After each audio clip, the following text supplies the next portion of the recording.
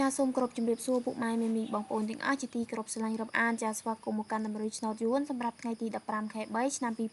2022ចាហើយមុននឹងឈានដល់តម្រុយលេខសម្រាប់ថ្ងៃនេះសូមពុកម៉ែមេមីបងប្អូនចាដែលមិនទាន់បានចុច Subscribe ចាជួយចុច Subscribe ម្នាក់មួយដើម្បីងាយស្រួលក្នុងការទទួលបានតម្រុយលេខល្អៗពី Channel របស់នាងខ្ញុំ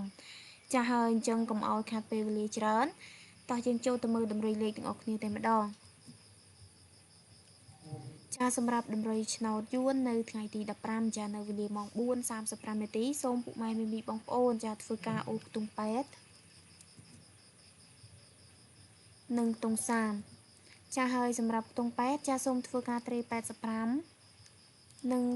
87រីឯខ្ទង់30ចាសូមធ្វើការត្រេ34និង36ចានេះគឺជាតម្រុយលេខសម្រាប់ម៉ោង 4:35 នាទីសម្រាប់ប៉ុស្តិ៍ ABCD ចាហើយរីឯម៉ោង 6:35 នាទីចាសូមធ្វើការអូសខ្ទង់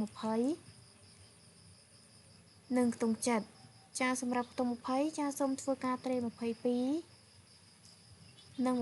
26ចំណែកខ្ទង់7ចាសូមធ្វើការត្រេ7គាត់និង72ចាហើយជាចុងក្រោយសម្រាប់លេខធំសូមពុកម៉ែមេមីបងប្អូនធ្វើការលេងលេខ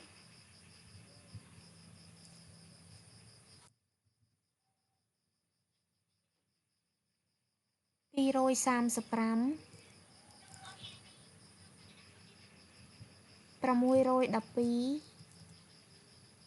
និង468ចានេះគឺជាតម្រុយលេខធំសម្រាប់ម៉ោង 4 និងម៉ោង 6ចាហើយទាំងអស់នេះផងដែរគឺជាតម្រុយលេខសម្រាប់ថ្ងៃទី